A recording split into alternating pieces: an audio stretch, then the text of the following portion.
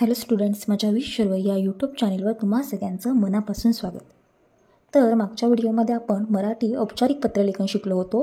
या व्हिडिओमध्ये आपण मराठी अनौपचारिक पत्रलेखन शिकणार आहोत. आणि त्यासाठीच मी सर्वात प्रथम अनौपचारिक पत्राचा जो आराखडा आवश्यक असतो तो तुमच्यासमोर सादर केलेला आहे. मी तुम्हाला मागच्याच वेळी सांगितलं होतं की औपचारिक पत्रलेखन आणि अनौपचारिक पत्रलेखनाच्या आराखड्यामध्ये बराच फरक असतो.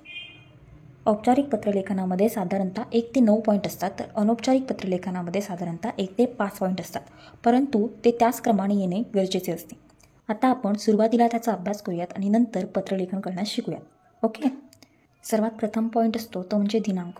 दिनांक हा दिलेल्या प्रश्नाला अनुसरून आपण देणं गरजेचं असतं. दिलेल्या प्रश्नाचा अर्थ समजून घेऊन त्यानंतरच आपला दिनांक ठरत असतो. त्यानंतर एक ओळ सोडून आपल्याला पुढे ज्यास पत्र लिहायचं आहे त्यासाठी एखादं संबोधन वापरावं लागतं. त्यानंतर त्याच्या खालीच आपल्याला ज्यास आपण पत्र लिहत आहोत त्यासाठीचं अभिवादन वापरावं लागतं. मी इथे संबोधनासाठी प्रिय किंवा तीर्थरूप हे शब्द लिहिलेले आहेत आणि त्याच्या खालीच अभिवादन म्हणून सप्रेम नमस्कार असा शब्द वापरलेला आहे. आता संबोधन आणि अभिवादन ह्या ज्या 2 गोष्टी आहेत त्या पुढे मी तुम्हाला तक्त्यात नीट समजावून सांगितलेल्या आहेत. त्यासाठी व्हिडिओ शेवटपर्यंत नक्की पहा. त्यानंतर एक ओळ सोडून मजकूर लिहायचा असतो. हा जो मजकूर आहे त्याचे साधारणतः 1 ते 3 परिच्छेद येणं गरजेचं असतं. पहिल्या परिच्छेदामध्ये आपण बेसिक माहिती लिहितो. दुसऱ्या परिच्छेदामध्ये आपला विषय आहे म्हणजे जो आपला प्रश्न आहे त्याचा मूळ मुद्दा लिहित असतो. तर तिसऱ्या परिच्छेदामध्ये आपण पत्राचा समारोप करत असतो. त्यानंतर एक ओळ सोडून आपण तुझाच मित्र किंवा तुमचा मुलगा तुमची मुलगी असे लिहून त्याच्या खाली जो पत्र लिहित आहे त्याचं नाव, त्याच्या खाली त्याचा पत्ता, दिलेला पिनकोड आणि शेवटी ईमेल ID लिहायचा असतो. ईमेल ID हा अत्यंत महत्त्वाचा भाग आहे. त्यासाठी तुम्ही abc@gmail.com हा ईमेल ID सर्वत्र वापरू शकता. ओके. सुरुवातीला आपण संबोधन आणि अभिवादन यासाठी कोणते शब्द वापरू शकतो ते समजून घेऊयात. सर्वात प्रथम मी लिहिलेलं आहे की पत्रलेखक, त्यानंतर दुसऱ्या कॉलममध्ये ज्याला पत्र लिहायचे आहे ती व्यक्ती, तर तिसऱ्या कॉलममध्ये संबोधन व अभिवादन.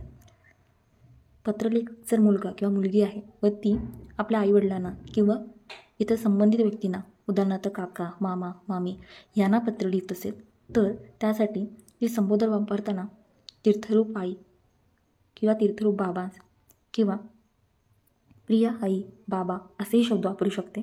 अभिवादन करताना साष्टांग नमस्कार हेच अभिवादन येणार. ओके. त्यानंतर दुसऱ्या कॉलममध्ये जर पत्रलेखक मोठा भाऊ किंवा मोठी बहीण आहे आणि ज्याला पत्र लिहित आहे ती व्यक्ती लहान आहे म्हणजेच लहान भाऊ किंवा लहान बहीण आहे तर संबोधन चिरंजीव आणि त्या व्यक्तीचे नाव येणार आणि अभिवादनासाठी अनेक आशीर्वाद असा शब्द येणार. त्यानंतर तिसऱ्या कॉलममध्ये जर पत्रलेखक मित्र किंवा मैत्रीण आहे आणि ज्यास पत्र लिहित आहे ती व्यक्तीसुद्धा मित्र किंवा मैत्रीण आहे तर संबोधन प्रिय मित्र किंवा मैत्रीण येणार व अभिवादन सप्रेम नमस्कार असे येणार. आय होप की तुम्हाला हा चार्ट पूर्णपणे समजला असेल आणि यानुसारच तुम्हाला संबोधन व अभिवादन हे शब्दप्रयोग करायचे आहेत. ओके. आता आपण अनौपचारिक पत्रलेखनाचा एक प्रश्न सोडून पाहूया. त्यासाठी मी हा एक प्रश्न घेतलेला आहे. प्रथम मी तुम्हाला तो वाचून दाखवते. 102 शिर्डी सलील विला टागोर पार्क शिर्डी 423-109 वरून अपूर्व किंवा अपूर्वा जोशी कडून मैत्रीण किंवा मित्र उदया काळे किंवा उदय काळे यास परीक्षेत प्रथम आल्याने अभिनंदन करणारे पत्र लिहा. आता इथे आपल्याला अभिनंदन पत्र लिहायचे तर यासाठी जे मी अभिनंदन पत्र लिहिलेले आहेत ते आपण आता बघूयात. अनौपचारिक पत्रात सगळ्यात पहिला येणारा पॉईंट म्हणजे दिनांक. येथे जो दिनांक आहे तो आपण प्रश्नाचा विचार करून लिहिणं गरजेचं असतं. त्यामुळे मी येथे दिनांक 8 जून 2023 असा घेतलेला आहे. त्यानंतर एक ओळ सोडून आपण संबोधन आणि अभिवादन लिहित असतो. येथे आपल्याला मित्राला पत्र लिहायचे त्याच्यामुळे मी येथे संबोधन म्हणून प्रिय मित्र उदय असा शब्दप्रयोग केलेला आहे.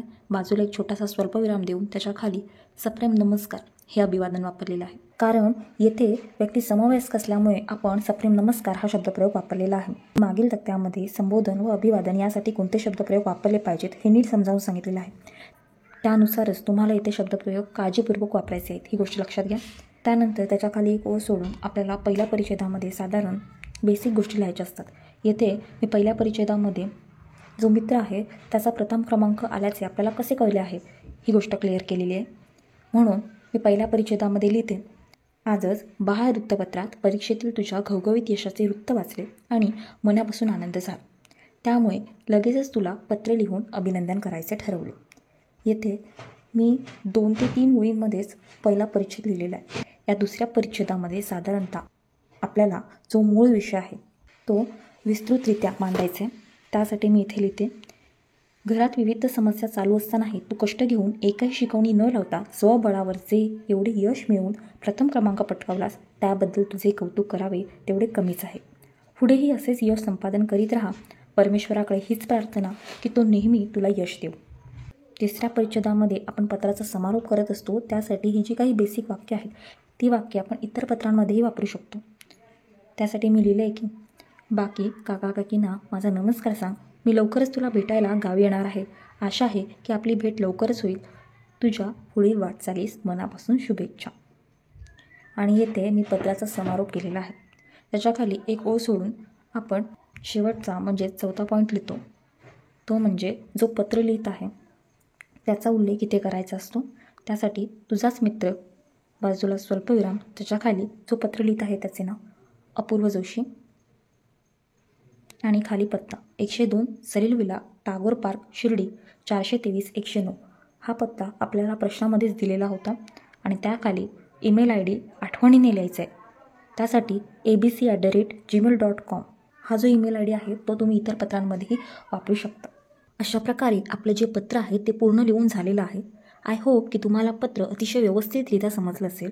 जाता जाता मला एक गोष्ट आवर्जून इथे सांगावीशी वाटते, ती म्हणजे ही की परीक्षा अगदी जवळ आलेली आहे. अशावेळी तुम्ही स्वतः अगोदर हे ठरवा की तुम्हाला कोणतं पत्र अतिशय चांगल्या पद्धतीने जमतं आहे, औपचारिक की अनौपचारिक, आणि त्यानुसार जे काही पत्र तुम्ही ठरवाल त्या पत्राचे निदान 4 ते 5 नमुने तरी स्वतः लिहून काढा, प्रॅक्टिस करा. त्यामुळे काय होईल की परीक्षेला तुम्ही अतिशय चांगल्या पद्धतीनं पत्र लिहून जास्तीत जास्त मार्क्स मिळवू शकता.